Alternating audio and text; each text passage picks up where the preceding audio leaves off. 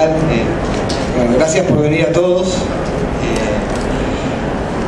Me siento como un extraño acá, digamos, soy como el único desconocido. Son los méritos de estar trabajando en los medios, que uno a veces, por esas carambolas del destino, termina conociendo gente interesantísima. En este caso, digamos, puede ser Antonio Muñoz, pero también puede ser también Noé, que es otra persona tanto más interesante, con lo cual uno se siente medio como un microbio que está metido en medio de esto y hace lo que puede.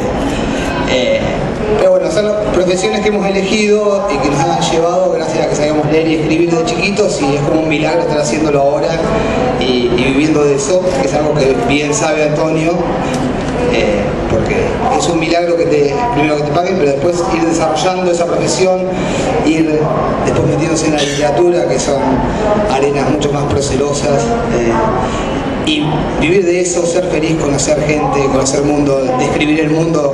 Bueno, cuando alguien tiene talento como el de él, que es único, ya pasa a ser otra cosa.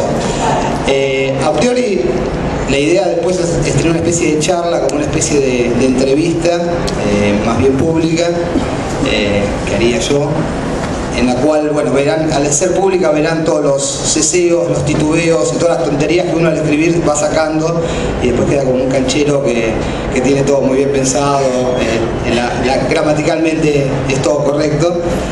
Pero antes que nada, digamos, yo lo conozco a Antonio como lector básicamente, y como periodista tuve la suerte de entrevistarlo para la revista Viva. Pero Noé, que es, aparte de una gloria acá del arte argentino, lo conoce más personalmente. Me gustaría que él haga como la introducción para por lo menos empezar bien arriba, después iremos decayendo cuando me toque a mí, después Antonio subirá de vuelta, y después, si nos queda tiempo, bueno, hasta quizá la gente puede preguntar, que es lo que suele ser lo mejor, Así que bueno, los dejo con Noé.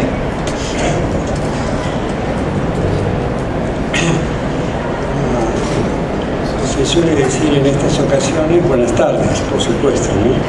Y no digo a todos y a todas porque ya me parece una idea. Bueno, quiero decir que estoy realmente muy contento de participar en esta presentación, porque por una relación afectiva, personal con Antonio, y una gran admiración por lo que he conocido de su obra, cosa que no es fácil de completar, ¿no? Porque realmente su productividad, su fecundidad en los últimos años es realmente notable, y sin desfallecimientos y sin caídas. Este libro que hoy se presenta, creo que es como una culminación, y diría en relación con los libros anteriores que yo conocí, no muchos, El viento en la luna, por ejemplo, o Invierno en Lisboa, es un giro, es un cambio, aunque conserva algunos elementos que en esos libros están muy presentes. Creo que voy a poder referirme a eso, si ustedes me lo permiten. Este libro, la verdad es que la fatalidad ha hecho que me llegara este libro solo esta semana. Tiene 1000 páginas. Mi tiempo humano no me da para cubrir 1000 páginas en 4 días. No he podido. Pero sí me he asomado a él bastante, en una proporción considerable, cosa que me permite, o que me ha permitido, o me está permitiendo elaborar algunas ideas. La relación me motiva para esto. Antonio mismo ha sugerido que yo esté en esta presentación, porque ha habido como algo mágico entre los dos, y no está mal decirlo, ¿no? Apenas antes de este encuentro en Buenos Aires, solo nos hemos visto cara a cara, creo que 10 minutos de nuestras respectivas vidas, no más de 10 minutos. Y sin embargo, digamos, es como si la relación hubiera existido desde hacía mucho tiempo. Encontré muchos elementos afines que me resonaban, sobre todo en las cosas que estaba leyendo, que me repercutían no como lo conocido de lo que yo mismo habría podido hacer, sino de lo afín en el sentido, digamos, de una propuesta literaria, de una manera de enfocar la escritura, la literatura, en fin. Quiero declarar esto para que no se crea que voy a elogiar simplemente el libro a lo profundo propósitos editoriales y decir es un excelente libro, cómprenlo, etcétera. Estamos en la feria y esto parece obvio. Lo que estaba pensando en estos días, que me he estado dando vueltas en la cabeza en relación con este acto, más bien, presentación, charla, reconocimiento, reencuentro, es empezar por decir que Antonio es un hombre de dos mundos. Uno de ellos es Nueva York, el otro es Madrid. Los amigos de Antonio aquí desearían que tuviera un tercer mundo que fuera Buenos Aires. Como que también Buenos Aires lo inquietara de la manera particular que lo inquieta Nueva York y de la manera en que lo inquieta Madrid. Pero, ¿de qué manera lo inquieta Nueva York y Madrid? Buenos Aires espero que le empiece a inquietar como enigma, y ahí está todo. Es de la misma manera que nos sigue inquietando a nosotros. Buenos Aires es también una ciudad sin término, inagotable, siempre nos está creando problemas, nos está haciendo preguntas, volvemos al origen, volvemos al futuro. Buenos Aires es problemático y en esa problematización hay situaciones, hay dramas y hay textos, muchos textos. En cuanto a Nueva York, yo diría que en la zona, que es la zona para Antonio de la observación. Nueva York es un espectáculo permanente, lo absorbe, lo vive, lo disfruta, lo expresa, lo desarrolla, y en este libro lo incluye, pero también de una manera más misteriosa y soterrada, no tanto como de observación descriptiva.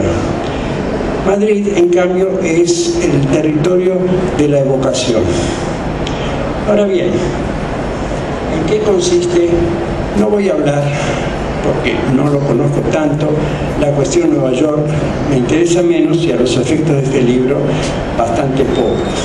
Lo que interesa a los efectos de este libro y de la obra anterior de Antonio es lo que llamaría la evocación.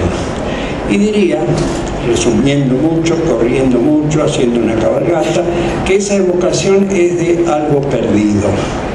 La pérdida me parece que recorre toda la obra de Antonio, la que yo conozco, y en este libro en particular.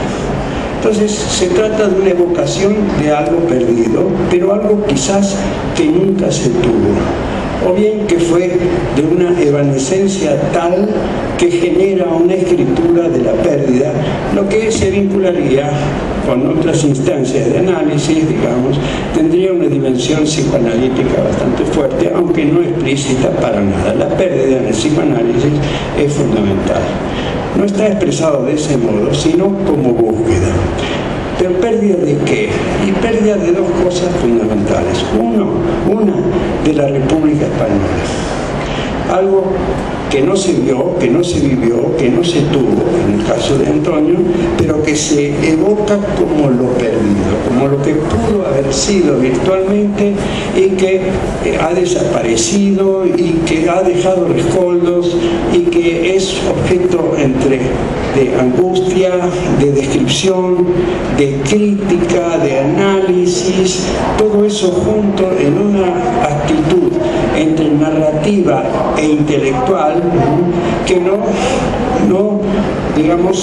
rechaza el gesto audaz de ir de un lado a otro y tratar como de entender qué es eso que se perdió.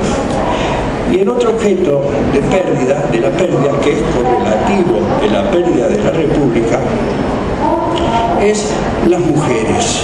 La mujer siempre estuvo, puede haber estado, desaparece, está perseguida, existe, no existe, se va, puede haber encuentros fortuitos. La mujer está ahí como un fantasma de persecución y yo lo siento como homólogo de la pérdida de la República, que también es mujer. Eso no es tan arbitrario. Es decir, se puede leer perfectamente en la obra de Antonio, en este libro en particular, pero también está de alguna manera expresada esa idea de pérdida de la República, sobre todo incluso al empezar el libro con una epígrafe de Manuel Azaña. Esto a mí me ha parecido, me ha sacudido, así, me ha sacudido violentamente, porque Manuel Azaña es también una figura perdida en la historia de la República Española, que, dicho sea entre paréntesis, se está cumpliendo el 80 aniversario de la creación de la República. En este año fue creada en 1931 y tuvo una vida dramática hasta el levantamiento de Franco, en la cual Manuel Azaña fue un protagonista central. Yo he tenido la suerte, y yo supongo que Antonio tú también lo has leído, de leer los diarios de Manuel Azaña, que son diarios bellísimos y que muestran una personalidad política única. Un hombre que veía cómo la República se estaba desangrando, cómo se estaba deshaciendo desde la jefatura de gabinete de la República, y al terminar las sesiones hacía dos cosas que me parecen una cosa única e insólita. La primera era escribir en el diario lo que había pasado en cada una de esas sesiones, pero no de una manera obsesiva, sino analítica, crítica y poética. Y la segunda cosa que hacía era irse después de las sesiones con su amigo, confidente y cuñado Rivas Cherif, se iba al Guadarrama a mirar la nieve, a mirar el panorama y a pensar en aquello que también él había perdido, que era la práctica de la literatura. Fue un crítico literario muy importante, fue una personalidad extraordinaria. Y personalmente yo la evoco, y para mí ha sido muy importante porque hemos tenido ocasión de ir a ver su tumba, que está en una pequeña ciudad de Francia llamada Montauban, y que, digamos, nos llena de tristeza a todos aquellos que hemos pensado en España de una manera más íntima que meramente extraña, ajena, de espectáculo o meramente de saber cultural.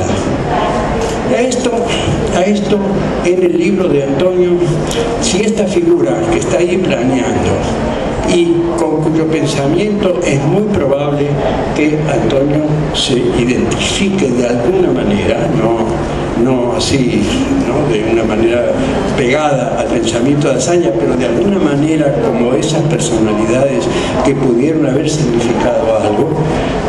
Hay otras figuras que también resuenan a alguien que, como yo, puede haberse iniciado en el pensamiento, en la poesía, en la literatura, pensando en España o en escritores españoles, como por ejemplo Moreno Villa, que aparece aquí como una figura principal y a quien yo leí cuando era estudiante de la facultad y cuyos conceptos todavía recuerdo. Y otros nombres más que aparecen ahí y que hacen esa enorme familia que se consolidó paradójicamente durante el destierro de los españoles en Argentina y en México, ambos países en los que yo pude asomarme un poco a esa desdicha del exilio español, que aparece aquí velado, en esta novela aparece en escorzo casi, pero con una intensidad muy grande, como es esa experiencia que es única para los latinoamericanos y sobre la cual se debe volver, porque los nombres que uno empieza a evocar, nada más que los nombres, además de las desgracias que uno empieza a evocar, ya nos llenan el espíritu de otras resonancias. García Lorca en la residencia de estudiantes, Buñuel, cuyo cine en México yo pude ver, yo pude, digamos, considerar, entender. Pedro Salinas, cuya sombra andaba por San Juan de Puerto Rico, todos seres iluminados, ¿no?, que aparecen aquí recogidos por Antonio en un gesto que, digamos, encerrado en las páginas de este libro, me resuena personalmente a mí, ya como lector o como alguien, digamos, que puede encontrar en un texto algo que le resuena, que le dice personalmente de una manera intensa.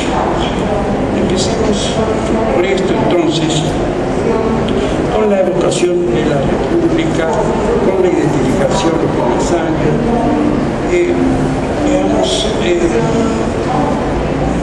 y otra cosa que es en este libro, o en este autor tan importante y se vincula con ese sentimiento de pérdida, es que cuando Antonio nace, es decir, hoy estaba pensando en esto, que la primera vez que yo estuve en España, Antonio apenas había nacido.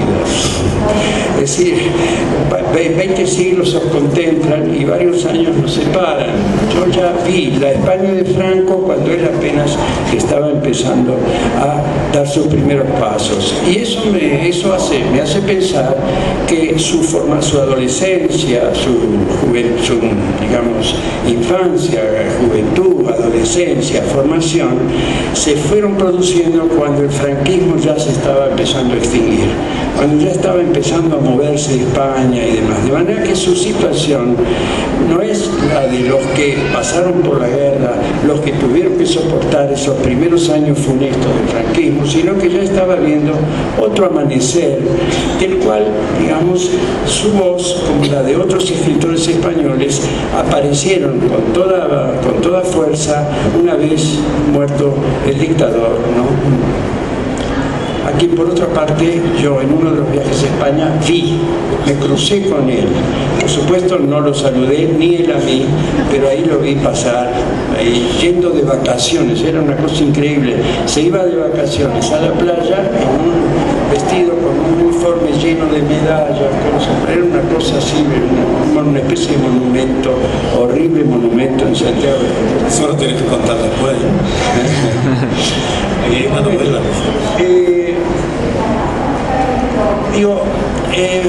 Se trata de esto, considérenlo un prólogo. Lo que viene después tendría que referirse al hecho de la presentación, que siempre es una responsabilidad.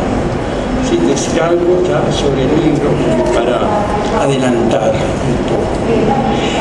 Y en esta la respuesta que voy a dar es que, en primer lugar, que no voy a contar nada del libro, ni siquiera el final tampoco.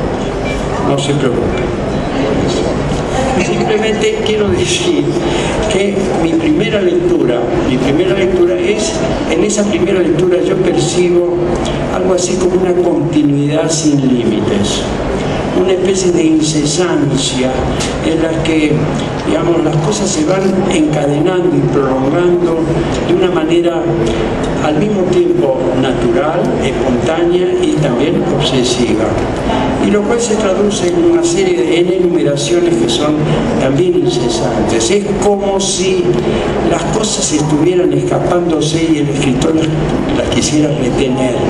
Nunca es suficiente la afirmación que acaba de hacer sobre un acto, sobre una situación, sobre un pensamiento, sobre una situación, sino que es algo más, es algo siempre más, es algo más. Yo diría, tal vez atreviéndome mucho a decir que hay ahí una reminiscencia proustiana en esa actitud de querer capturar lo que se escapa, pero que es correlativa de aquello que decía al principio acerca de la pérdida.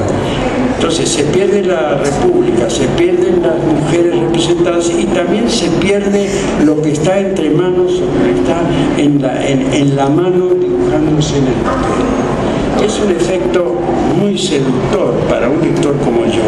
Me agarra porque me envuelve y porque crea un ritmo del cual uno difícilmente se pueda separar.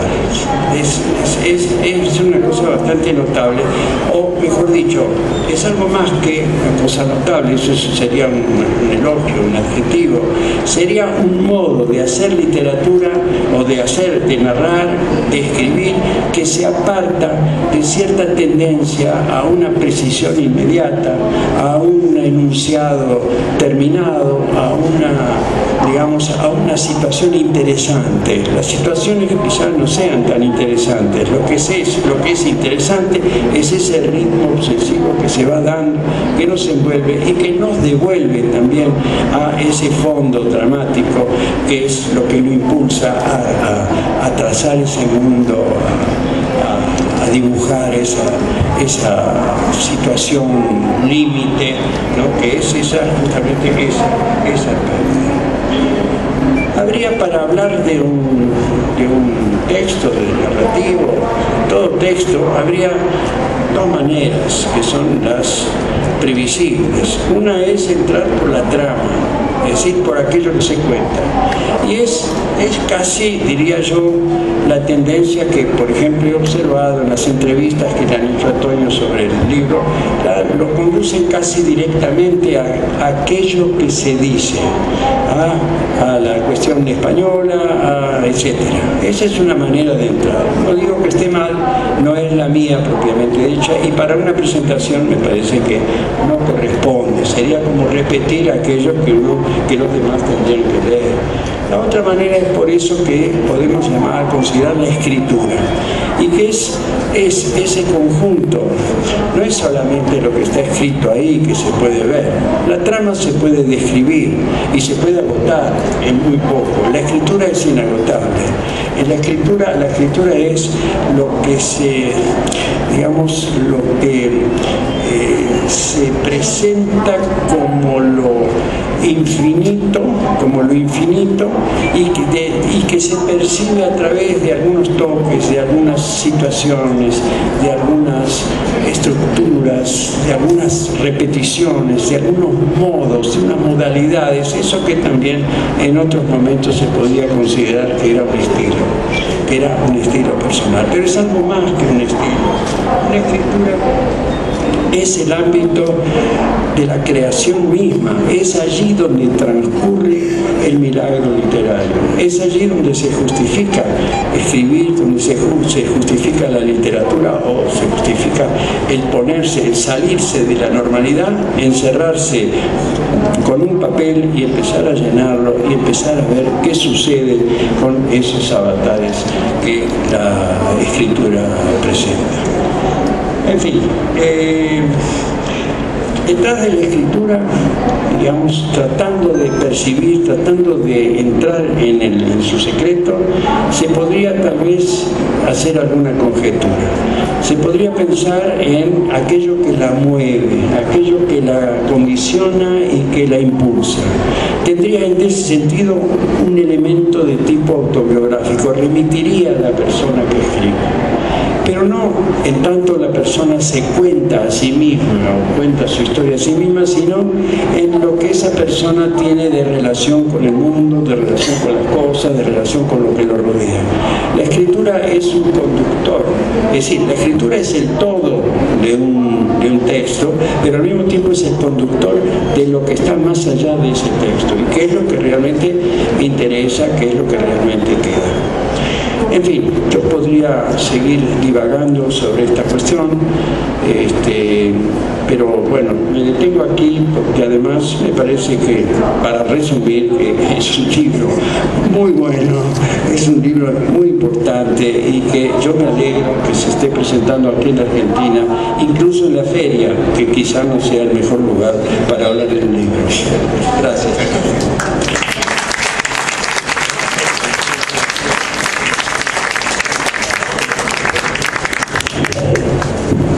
Procuraré hablar lo menos posible yo, así habla Antonio, que es a quien vinimos a escuchar, y me incluyo. Yo con el libro de Antonio, bueno, somos argentinos, terminamos hablando de nosotros todo el tiempo, somos insoportables. El libro de Antonio, pasó algo raro que no suele pasar en el periodismo, que a nosotros nos suelen imponer a quienes tenemos que entrevistar y no los conocemos ni nada. En este caso yo lo fui a buscar a él para hacer una nota a partir de de haber leído El viento de la luna, que era un libro de una novela de iniciación, de esas que a uno no puede sino tocarlo, o sea, uno que es lector desde chico, que creció en el interior y demás. Entonces es como que busqué la oportunidad para alguna vez por lo menos hablar por teléfono, que es lo que pude hacer a mi pesar, porque uno, aunque no lo cuente, le gusta ver dónde vive el escritor, qué hace, cómo son sus rutinas, qué biblioteca tiene, chusmearla y todo eso. Y cuando le hablé por teléfono, primero le pedía perdón porque la noche de los tiempos del año pasado fui a España y lo iba a comprar y estaba en la FNAC de Madrid, en la gran librería, y terminé... Lo llevaba a la caja prácticamente y justo vi el último de John Irving, que es un autor que en su momento me gustó mucho, y dije, no, le di una oportunidad más a Irving, que la última novela había sido espantosa. Digo, no puede ser, 5 años después tiene que estar bien. Compré el de Irving, que era Twisted River, creo, que la verdad que no era un libro era un libro fallido, y digo, no, ¿cómo le erré? Finalmente lo conseguí después de la noche de los tiempos, y pasa lo que no pasa nunca, sumergirse en la historia realmente, o sea, se hace carne con un personaje que a la vez es extrañísimo, y que cuando charlaba con Antonio me parecía como casi sintomático. Es encontrar un tipo que es antiheroico, que es una persona bastante parecida a lo que sabíamos por querer nosotros, puesto en medio de una situación extraordinaria, sobrepasado por la situación todo el tiempo, queriendo también eso, atraparla antes de la pérdida. Pero un personaje que en última instancia es un tibio, no es uno de los que solemos elegir para contar las guerras y esos grandes momentos épicos en los que el mundo se trastoca por entero. Y le decía que era como una elección muy valiente, y hasta me acordaba, nuestro expresidente Menem le gustaba mucho citar eso de la Biblia, de que a los tibios los vomita Dios, como que no hay nada peor que ser un tibio, que más vale ser un fanático o un intrascendente, pero no estar en ese punto medio. Y una de las cosas que me interesaba era cómo en una novela tan grande, que es como una suma literaria al final de una obra, cómo se llega a ese personaje, cómo se hace las paces con ese personaje para que sea él el que cuente la historia, y cómo se pelea internamente también, porque debe haber muchos momentos en los cuales decís, uy, capaz que me equivoqué. Hola, buenas tardes. Muchas gracias a Noé y a Diego. A pesar de este humor por encima, vamos a intentar entendernos, ¿no? Voy a vincular un poco lo que ha dicho Noé con la pregunta de Diego. Noé hablaba de la pérdida de la República y de la pérdida de las mujeres, y me ha hecho gracia que hiciera esa combinación, porque cuando se habla de este libro es solo la primera parte de lo que suele hablarse públicamente, ¿no? Es decir, de su dimensión política, pero es un libro que tiene una dimensión política, pero también tiene una... ¿Qué pasa? ¿No se oye? ¿Puedes acercar al micrófono? Sí. Gracias. Tiene una dimensión política, pero tiene también una dimensión emocional y sentimental muy grande. Es decir, el libro es una historia de amor que transcurre en una época espantosa, ¿no? En una época de confusión y de locura. Y el personaje principal, el protagonista, está intentando hacer dos cosas al mismo tiempo y ninguna le sale bien. Está intentando llevar una vida civil productiva y justa, y está intentando llevar una vida personal apasionada, sin hacer daño, y no consigue nada de las dos cosas, ¿no? Es verdad que Diego usa la palabra